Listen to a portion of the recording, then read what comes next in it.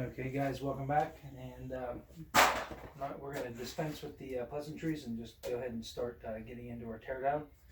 So we got just a few tools pulled out here. We'll probably need a few other ones as we'll pull those out as we need them. Got our cordless impact here, and let's get started. So we're going to start with the IDI cover.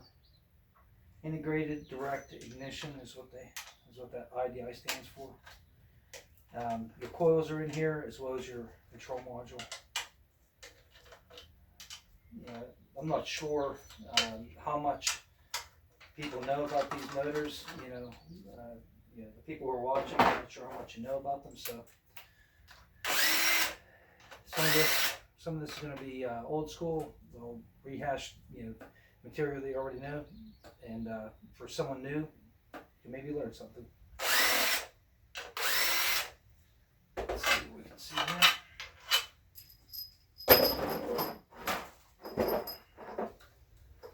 Just pops off.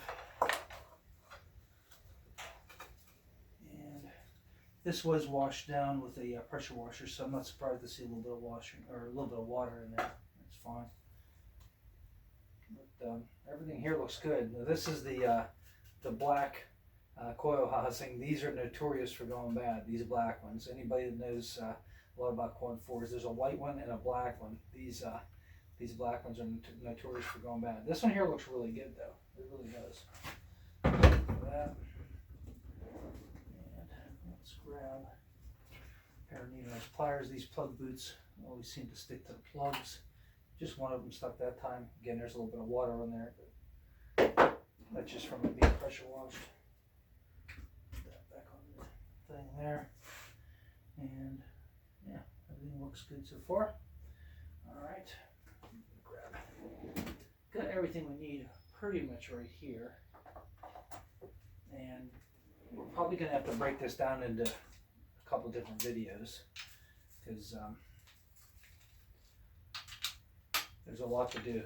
There's a lot to do with these. And I don't want the video to go more than 15-20 minutes. So you get to watch it in a couple different parts. We did our introductory video last time.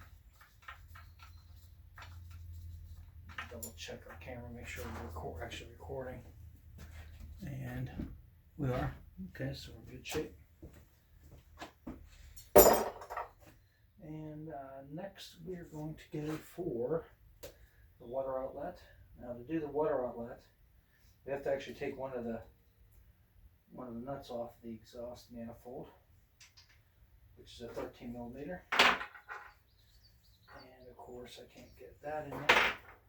Let's try our 13 millimeter shallow, which I don't think we can get on there with the stud still in there. What I really need is a mid-length socket from this. We'll see if we can get this. No, that's not gonna work. All right, let's go old school. Get the wrenches out. And we're going to do everything on the front of the motor, but you can see this with the there we go. Let's get a wrench in there, get it started.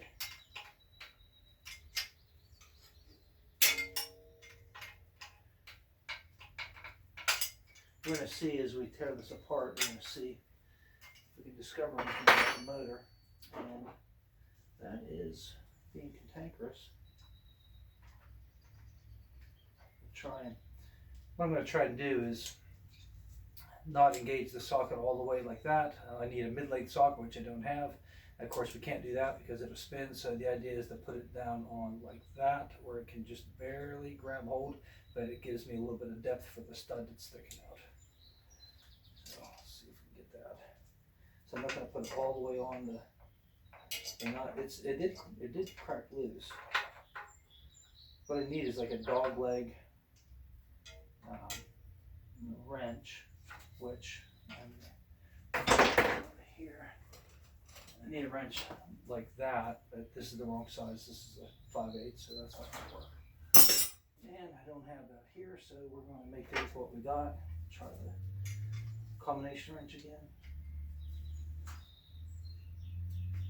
You get to watch all this in real time. And of course, these are a lock nut. they're like smushed a little bit, so that whenever you tighten them, they don't accidentally dislodge themselves. And let's try this again. It's the joys of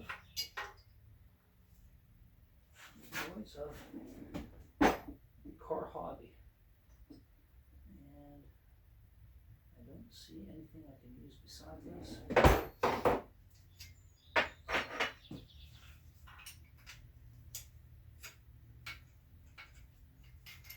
And we may have to save that to part 2. Yeah, we're going to save that to part 2. I have some other tools in the garage that's a little bit more than what I have here.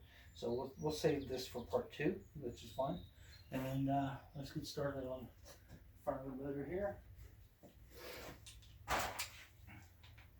We got the, I'm just going to crack these loose.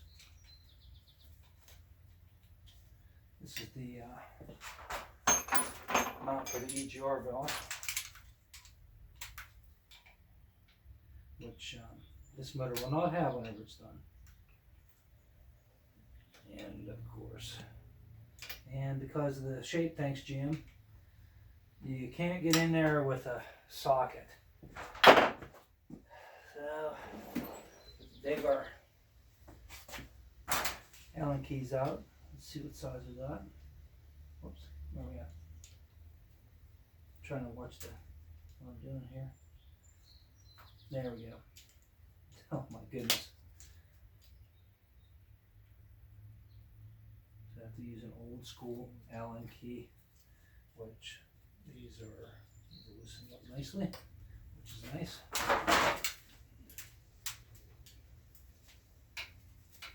Now they came loose real nice, so that's good. Yeah, come on out of there.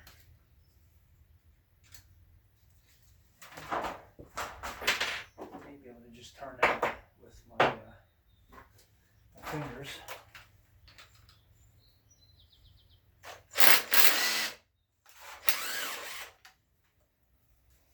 There's the tube that the EGR gases pass through.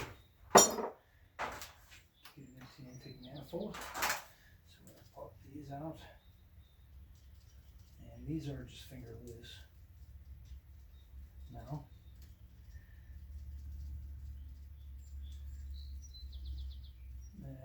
get it. Yeah, it's coming. Riveting video, I know. Come on. It's slowly coming out.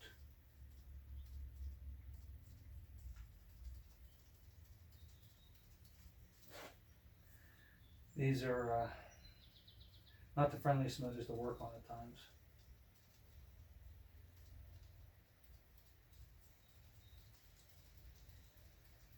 Almost there. And that one, we only have 3 of these.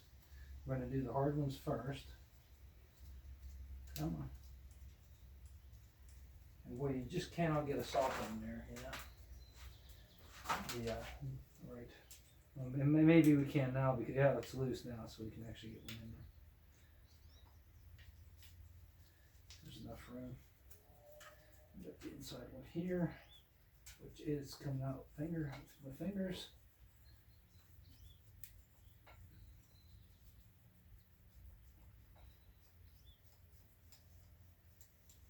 We got a tube here. This is for the power brakes.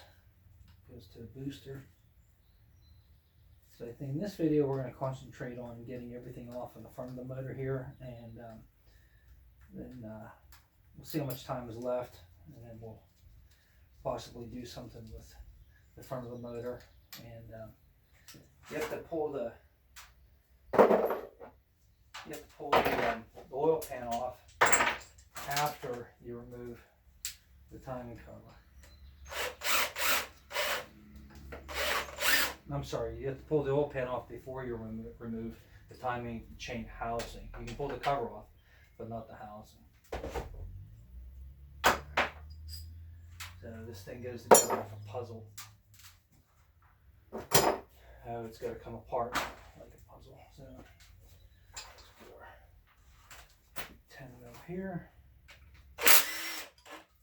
Brace there. hose, a pair of pliers. And we're going to fill the bench up with parts, that's for sure. I've seen these boots go bad so many times. It's crazy. Of course, we got it attached up here too. There's a stud in the cam tie.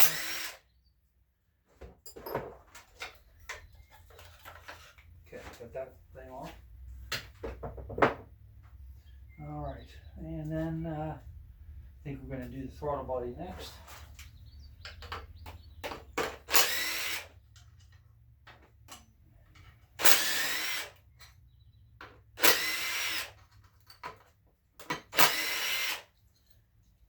And because GM is GM, we have 3 of one length and 1 of a longer length.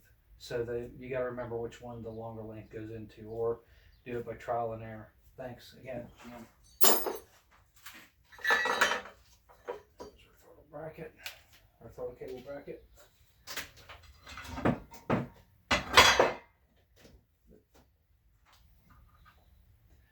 All right, and let's pop this off.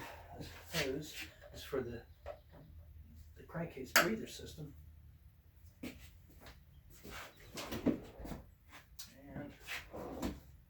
let's do this.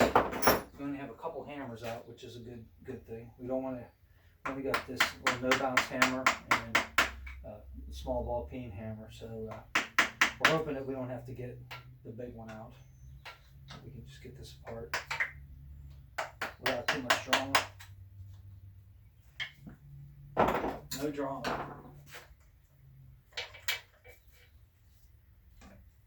Yeah, that's latched on that side.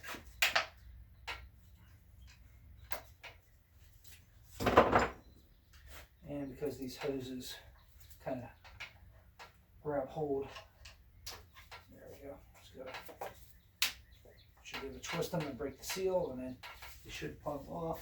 Yeah, there's no clamps on the bottom here. They can put a clamp up top and not on the bottom, which actually helps us. Now, pry up on that. And after you take manifolds off, you'll be able to see where I'm prying this off of. Just kind of getting underneath the hose and kind of help push it up off the crankcase breather. It's like an oil separator, a built-in oil separator on these. All right, let's see. I wonder if we could break the intake manifold bolts loose with a impact driver. Let's give it a go. Oh, no problem. Super easy. And again, if you've seen the first video, that bolt was missing. I'm not sure why. I think there's something that bolts onto that, like an accessory or something that bolts onto that. I can't remember. Well, that came off easy. All right, so let's take a look here. Oh, we got the middle one yet.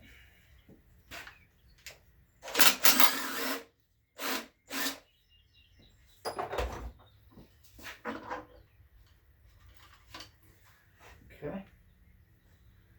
A little bit of water from it being pressure washed, just a little bit.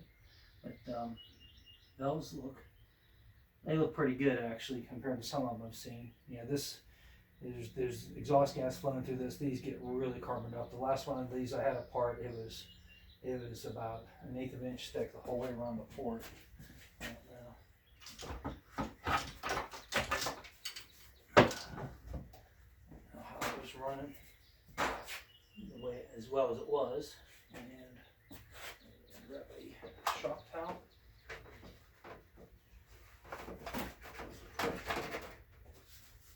I know I got the gloves on and cleaning the gloves, but it just makes it a little bit easier to grab hold of everything. So you can see, let's get rid of this, pry this off. And these, you don't have to keep track of these. There's only one way these can go on, really. If you can't put it on backwards. If you try to, it's not going to fit. So it's like a pre-molded hose. This one here is the one I was prying on. That comes up on here. We're prying on that to get that off. So got that apart. Let's take our separator off.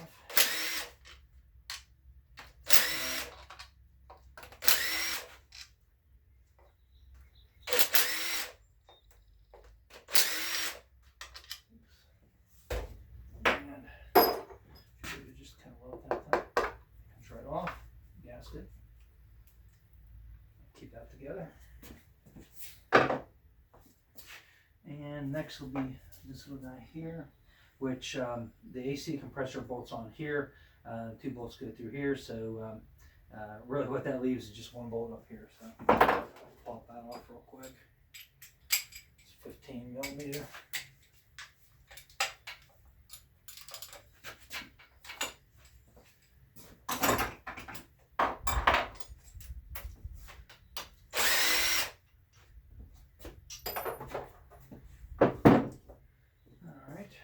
Good so far, and yeah, no cracks or anything like that. You know, just looking to see if anything jumps out at us, which I don't really see anything out of. Let's get rid of the radiator hose.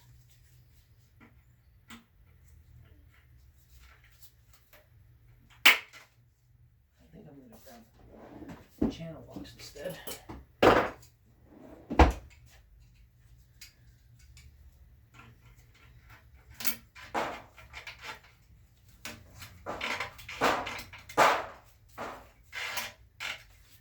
I have a pan underneath here. I don't know if you can see it on camera, but it's like a little $5 or $8 thing you get from Walmart. It's if you have an older car that likes to leak a lot, or a quad 4, you can put this underneath the car as it sits in the garage so it doesn't get oil dripping on the floor. And we just put it underneath the motors here as we turn them apart. So yeah, we're looking good. Let's get rid of the hoses. The back side here. These would be the heater hoses.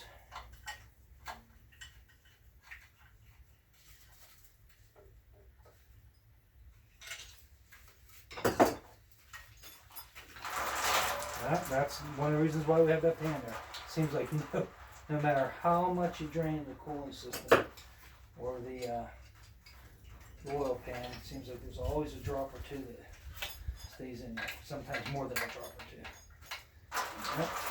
There she goes. I have like a little catch pan there too, so we can catch that. There we go. And looks like somebody was into this. They looped this. Big restriction here, it's almost pinched off. I mean, you could run it like that. I don't see any problem with running it like that, but found that interesting.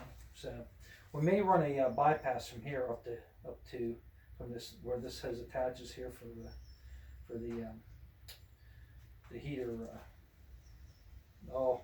the heater core up to the water outlet. I've ran them like that before, and we'll just get like a pre-molded 90-degree hose and clamp that on there, so that won't be a problem. No issues. All right, and that's about it for the front of the motor, so let's turn it around and see if we can get something going on in the back of the motor. That's our length of our video so far. We're up to about 18 minutes. All right, so I think we're going to stop there. So next time you tune in, we're going to have this thing turned around, and we're gonna work on getting everything off the back of the motor, and that shouldn't take too long, and then we'll tackle the front of the motor. Until the next episode, see you soon. Like and subscribe.